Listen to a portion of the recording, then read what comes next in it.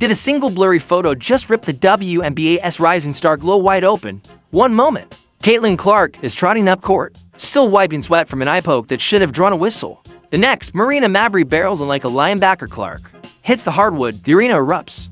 And somewhere in that chaos of fans' shaky phone freezes what looks like Mabrey's middle finger in mid-salute. Within minutes, the frame rockets across X, Reddit, and every sports group chat you know. No broadcast angle confirms it, no league official denies it. And suddenly the question isn't did it happen, but why are so many people ready to believe it did? Because this isn't just about one shove or one finger. It's about a rookie phenom who spikes TV ratings by 1 million eyeballs. Veterans who feel that spotlight burning their skin and a league office praying the brawl level. Noise doesn't drown out the basketball. Cheap shots, exploding merch numbers. Jealous whispers, every thread in that tangled story is pulling tighter by the day. So, before we judge the picture, we need to rewind the tape, slow it down, and watch how a single hit turned into a boiling phantom war. Asterisk asterisk, the shove that lit the fuse is where our story begins. Asterisk asterisk, but trust me, it's only the opening blow. Clark didn't even see the hit coming. 1 second she's blinking away J.C. Sheldon's fingertip swipe across her eye. The next, Marina Mabrey lowers her shoulder and sends the rookie flat on her back. Gasped, swallowed Gamebridge Fieldhouse. And for a heartbeat, everyone waited to see a whistle that never blew. The ref settled on a routine technical, but outrage traveled faster than the scoreboard. By sunrise, hashtags like #SuspendMabrey and #ProtectClark were topping trend lists. And alternate tangle clips popped up on every feed, showing his son. Players steamrolling Indiana star within 3 seconds. 48 hours later, the league quietly admitted the officials got it wrong, reclassifying Mabrey's shoulder check as a flagrant 2 once the film was dissected in New York. No ejection retroactively protects Clark's ribs, though. And the about-face only fed suspicions that the WNBA is policing by PR crisis, not by rulebook. Meanwhile, Clark's old Iowa coach Lisa Bluter went public, demanding rule changes before somebody's career ends on a cheap shot, turning a game incident into a full-blown governance debate. But just when it looked like the shove would dominate every panel's show, a blurry screenshot burst onto X alleging Mabrey had added an obscene flourish on her way back up court. And that's where our story spins out of the hardwood and into the wildfire of rumor. Because the photo reel or faked is about to matter more than the foul ever did. Enter the photo, fact or fable. It started as a blink can you miss it screen grab, Mabrey's arm half raised. One shaky pixel column jetting skyward above a sea of indigo jerseys. A Fever supporter froze the frame on a cell phone stream, circled the blurry digit in crimson, and fired it onto X at 9:47 p.m. ET within an hour. A fan-run YouTube channel titled New Photo Exposed was racking up tens of thousands of views, swearing the finger was clear as day and branding Mabrey as serial trash talker YouTube.com. Another clip, uploaded minutes later, zoomed and color graded the same image, calling it Mabrey's fiery gesture while replaying the shove from every possible angle. Wildfire didn't stop there. Barstool's Dave Portnoy blasted the league for letting a thug run wild, his rant splashing across New York Post and Yahoo, who aggregates nypost.com, sports.yahoo.com. Hashtags like #SuspendMabrey and #ProtectClark Spike and amateur sleuths began stacking supposed proof threads, pixel zooms, frame-by-frame GIFs, and a half dozen red circle memes. Yet as the frenzy peaked, mainstream reports stayed conspicuously finger-free. ESPN's detailed breakdown of the flagrant upgrade never even mentioned a gesture. ESPN.com and Sports Illustrated's piece quoting Mabrey's 8-word Instagram retort, "Damned if I do. Damned if I don't," likewise skipped any reference to an obscene salute. C.com, the league office, radio silence, no confirmation, no denial, just a growing vacuum that conspiracy loves to fill. Meanwhile, a few tech-savvy fans tried debunking the shot, noting compression artifacts and mismatched broadcast overlays in the viral still. One Facebook fake Sports Center page even labeled it digitally doctored after comparing it with the raw TV feed m.facebook.com. But with no official footage released and no statement forthcoming, certainty remained a luxury no one possessed. Real or fake, the image had already done its damage, turning one hard foul into a referendum on respect, officiating, and league transparency. And the deeper that debate went, the more it exposed tensions far bigger than a single raised finger. Because if a rumor can hijack headlines as fast, imagine what verified silence might do next. Silence from the tops of any 2 hours ticked by, and the league office still hadn't breathed the word about that alleged middle finger freeze frame. The only paper trail fans could find was a terse memo acknowledging the refs botched the initial ruling and upgrading Marina Mabrey's shove to a flagrant 2 after video review. No fine, no taunting charge, just a quiet line item on the daily transactions sheet. That hush landed poorly. Back in Iowa City, Clark's longtime college coach, Lisa Bluter, went on record insisting the WNBA needs punishments that actually hurt. before a cheap shot ends someone's career. Her open call for stiffer fines and automatic ejections hit national wires within hours, amplifying the sense that coaches, not commissioners, were doing the heavy lifting on player safety. For everyday fans, the mixed signals felt blatant, retaliatory, foul, reclassified, possible obscene gesture, crickets.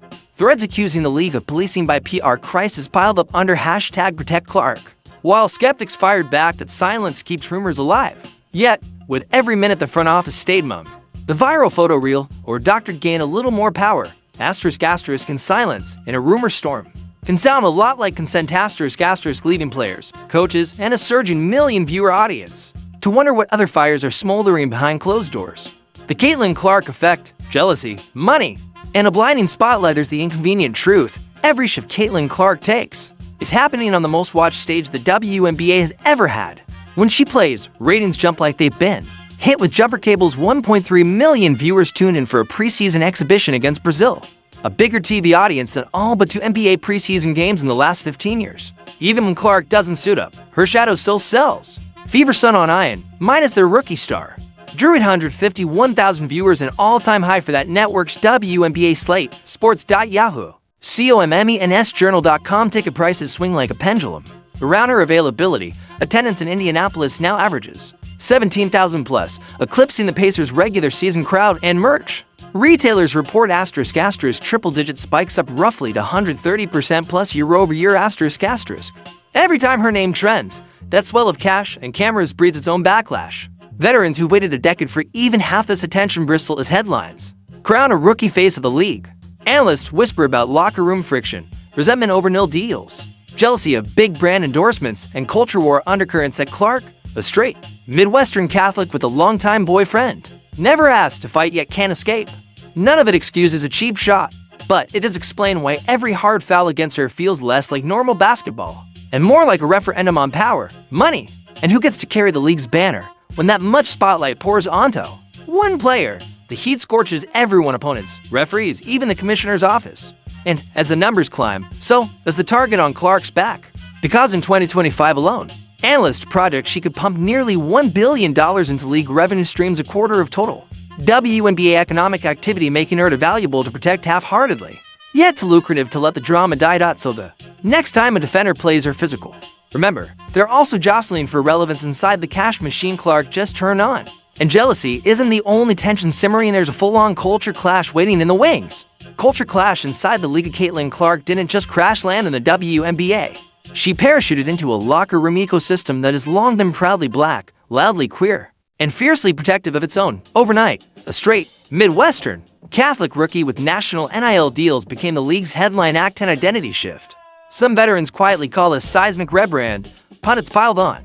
Word in Black noted how TV hosts like Stephen A. Smith and Shannon Sharp scolded majority of black players for being jealous of Clark's spotlight, inflaming a debate about race, privilege, and who gets to cash in on the suddenly surging ratings. WordInBlack.com, The Guardian went further, framing the Clark-Angel Reese rivalry as a mirror for American bigotry, where online abuse skews harsher toward Reese, yet any hard foul on Clark is spun as envy or worse. Then there's the paycheck whiplash. No let Clark bank 7-figure endorsements before her first pro tip-off.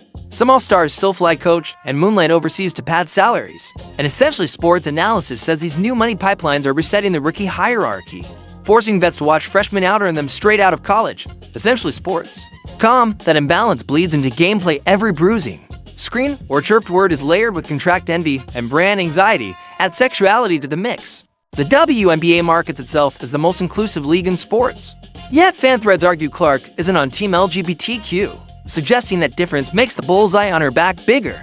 Whether fair or fabricated, the whispers feed an atmosphere where every whistle or non-whistle gets interpreted through culture war lenses. Stack those pressures together, and the next hard foul turns combustible, which is why the voices of players and coaches Clark, Mabrey, even self-appointed enforcers like Sophie Cunningham now carry heavier weight than any league memo.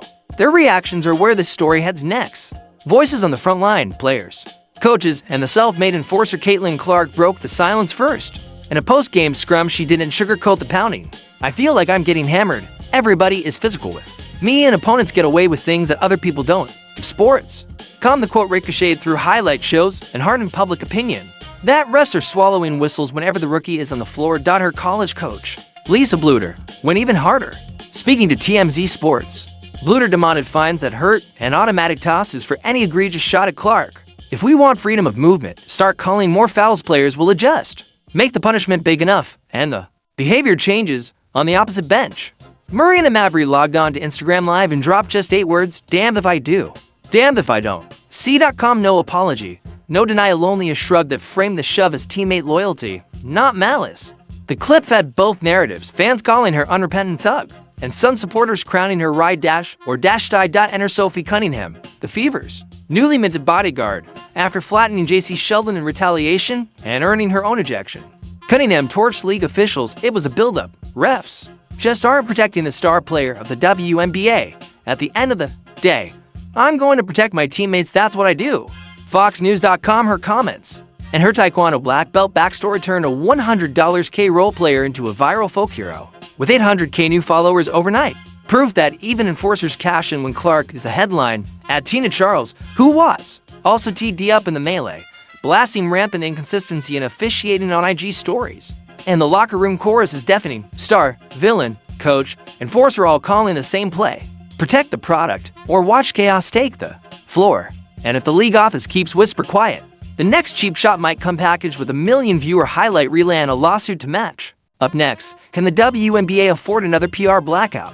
Or will the front office finally step in before the season implodes? What happens next? Rules, Ray writes.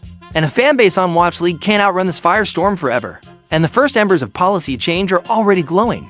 For days after the Fever Sun melee, the WNBA quietly tacked on automatic fines for every flagrant 2 handed out that night, Marina Mabrey included, while also docking Sophie Cunningham for her retaliation foul. No suspensions, no comment on any gesture, but the ledger proves New York did feel the heat. Behind the scenes, Commissioner Kathy Engelbert has bigger levers in motion. In mid-May, she rolled out a league-wide initiative called No Space for Hate, pairing stiffer in-arena conduct rules with an AI-powered monitoring cell that scrapes social feeds for threats and abuse in real time. The same task force blueprint promises enhanced penalties for physical or obscene on-court acts that incite fans. In other words, hard fouls and middle finger rumors. Just jump to the top of the enforcement cube. Next on the calendar, the July Board of Governors Summit, where several owners led, sources say, by Indiana, and Las Vegas will push for automatic replay reviews on any off-ball contact involving marquee players, and a sliding scale fine system that doubles after a second offense in the same season. If approved, that makes Mabrey the test case for a rule that didn't exist when she threw it. But policy papers won't cool tempers overnight, which is why fan vigilance now carries punch all its own. Hashtag campaigns force the flagrant upgrade in less than 48 hours. Sponsors quietly tell reporters they're tracking sentiment before renewing deals. The message to the league is blunt: protect the product or watch the cash walk. So here's the real cliffhanger. If the viral photo is authenticated, Engelbert's brand new Respect platform gets its first crucible, and anything less than a suspension risks looking toothless. If the picture collapses under scrutiny, the WNBA must still explain why an unverified image felt believable in the first place. Either way, the next whistle blows on league credibility, as much as on Marina Mabrey, because in 2025, a single pixel can cost real millions, and the fans have learned exactly how loud that number sounds. Is it one finger or the future on the line? A single should have rattled Gainbridge Fieldhouse. But it was one shaky screenshot that rattled the whole league.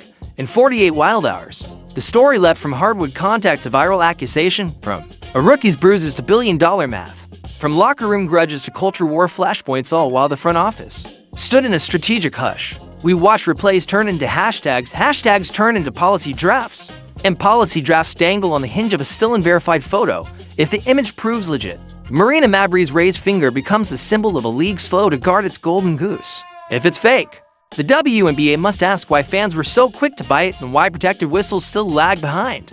The cash registers ring either way. The referees, the commissioner, and every veteran who's ever boxed out a rookie now face the same scoreboard: protect the talent or watch momentum slip through their fingers. So what do you see when you freeze the frame? A rogue gesture that demands suspension, or a rumor that exposes deeper cracks? Drop your verdict below, stay loud, and keep the receipts, because the next viral second could decide whether the WNBA's brightest era soars or snaps.